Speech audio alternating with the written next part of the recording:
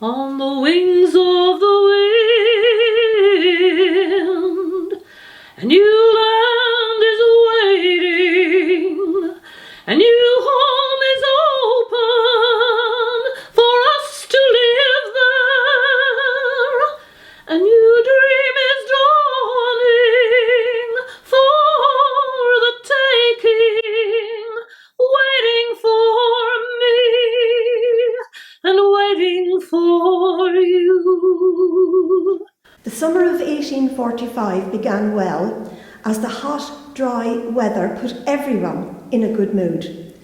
Living in a two-roomed cottage, nice temperatures are always welcome, and people gathered late into the evening to play music and tell stories. Little did we know what was to come. By September, this balmy weather had affected the potato crop. The leaves withered, and there was a rotten stench when the spuds were lifted. Potatoes were our main food, and with the onslaught of winter, things got worse. This was an all-island situation, and friends and neighbours were similarly affected and could not help. We all dreaded what would happen if there was no food. Celbridge workhouse was a large stone-built complex finished just 5 years earlier, located on the big lane which is now called the Maynooth Road. This huge building operated under the Poor Law, and the people who lived there were called paupers. It had the space for 400 souls, but during famine times it was seriously overcrowded. It housed the desperate and the destitute, and all the inmates, even the sick, were expected to work. Men labouring outdoors and the women in the laundry or the kitchens. People only went into the workhouse as a last resort. On arrival, families were divided into male and female units. All the men and boys were separated from their wives, mothers and sisters by a large wall. As the potato famine dragged on into 1847, a new law was passed, known as the Gregory Act. It stated that only those who had given up tenancy of their houses were admitted into the workhouse.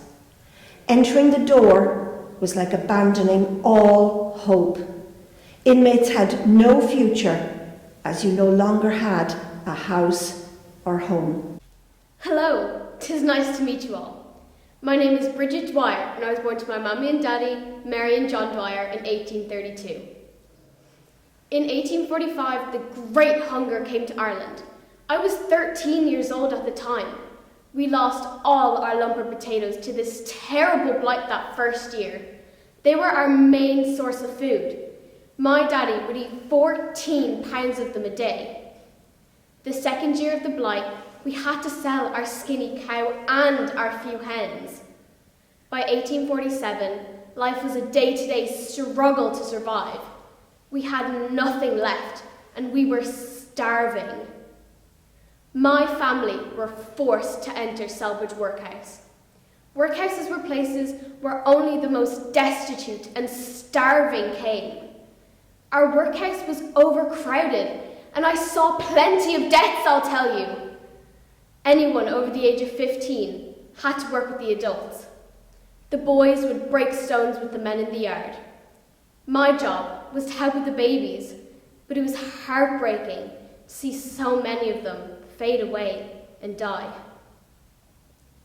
In 1847, my parents died.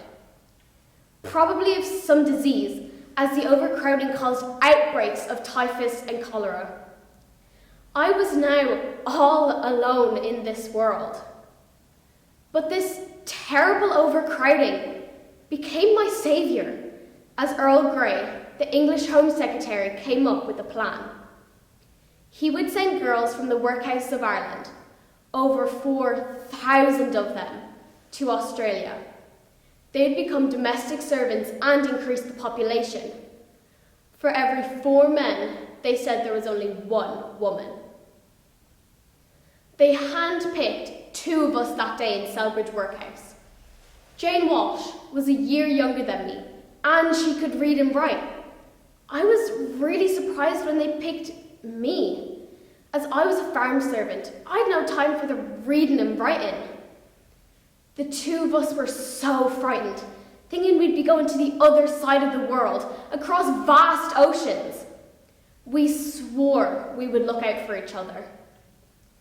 The Board of Guardians, who were in charge of the workhouse, told us that day that 27 Kildare girls would make the treacherous journey to Port Jackson in Australia.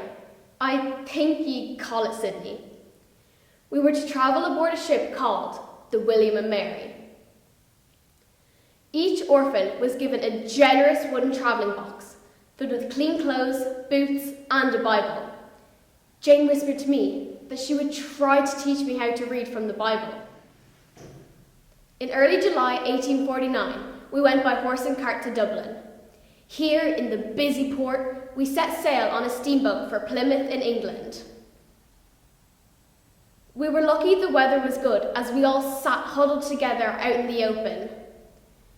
Many of us were so sick as we'd never been on water before. All of us sobbed and cried as the coast of Ireland faded away. We knew we would never see our beloved Erin again. We set sail on the William and Mary on the 25th of July, 1849. I cannot say we were treated well. The captain, Mr. Peter, did not seem to care one jot about us. The surgeon, Mr. Phillips, tried his best, but the crew were rude to him and we were not given the proper rations we were due. Within days, we were all seasick. Many of us had dysentery. The smell, the crowding, the pitching and tossing on the waves, oh, it was grim. There were 166 of us famine orphans aboard the William and Mary, and the journey took over 4 long months. Although we had a matron and some sub-matrons to look after us, we were all afraid of the crew. We made it our job to look out for each other and never be alone with any of them. We landed in Port Jackson on the 21st of November 1849. Many of us walked or stumbled from the ship to Hyde Barracks. I can tell you in truth, we were none too steady on our feet after all the rocking and rolling of that ship. Hyde Barracks was the immigration depot, and we would stay here until someone came to hire us. A man called Mr. Stiles, a farmer, hired me after a week, and we had to travel 185 kilometres southwest to my new home in a place called Bungonia. I thought he would have cows like my dad had once, but he had many sheep. He said he would pay me £8 a year for my labour. Oh, I earned every shilling of it.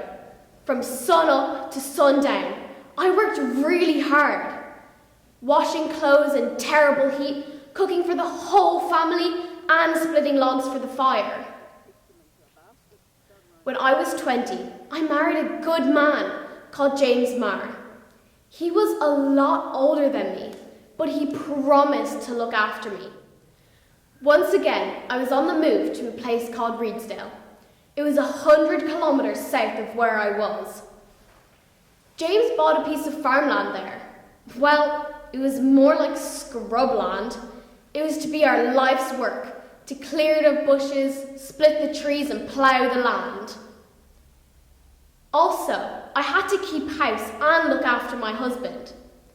Our days were long and filled with hard work, but as long as we were doing it for ourselves, we were happy. Redesdale became known as the Irish Corner, and I'd made many friends.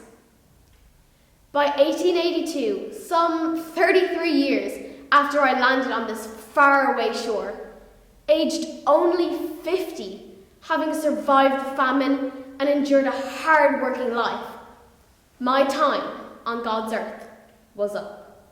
My name is Bridget Dwyer,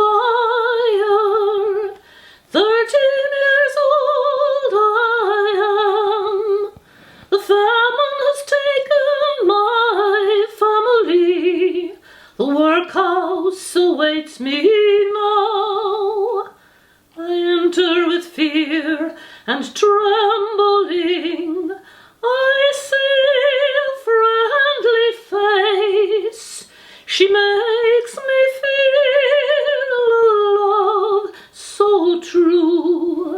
smile lights up my face.